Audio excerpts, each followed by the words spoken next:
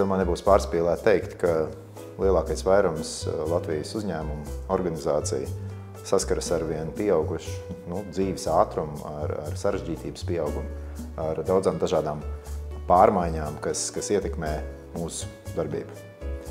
Un tas liek mums ne tikai pielāgoties, ne tikai reaģēt, būt tādiem pasīviem vērotājiem, bet patiesībā sakot domāt par to, kādā veidā transformēt savu darbību, lai pāriet jaunā līmenī. Tas daudziem nozīmē digitāla transformācija, jaunu digitālo rīku izmantošanu, bet es vēlos uzsvērt to, ka aiz jebkuras tehnoloģisku vai citu rīku ieviešanas, transformācijas slēpjas divas būtiskas lietas. Tā ir biznesa stratēģija, kur ir jāmaina, viņa ir jāpārskata, iespējams ir jādefinē pavisam citi mērķi. Un otrs, aiz jebkuras transformācijas pamatā stāv cilvēki. Cilvēki, kas lietos jaunos rīkus, cilvēki, kuriem jāapgūst jaunas prasmes, cilvēki, kuriem ir jāpārskata veids, kā viņi līdz šim ir darbojušies, definējuši savus kompetences un savus sasniegumus. Tā kā transformācija patiesībā visdziļākajā veidā skar uzņēmumam būtiskās lietas, un tas nav tikai par tehnisku metožu maiņu.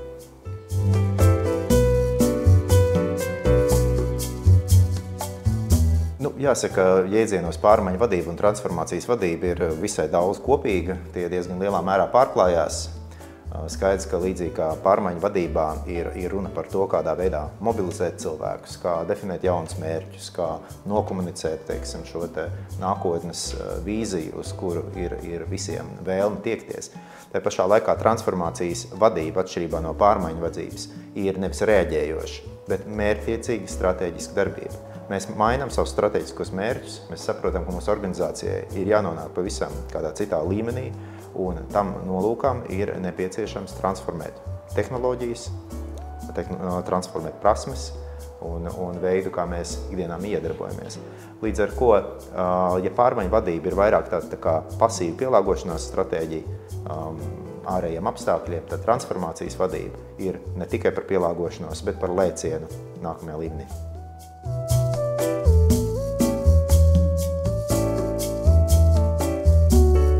Es domāju, ka daudz no šī video skatītājiem būs saskārušies ar to, ka mūsu sajūta par risku pieaugumu ir pilnīgi neatkarīga no mums.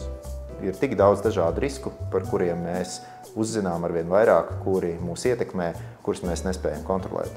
Tā kā riski pastāv jebkurā gadījumā.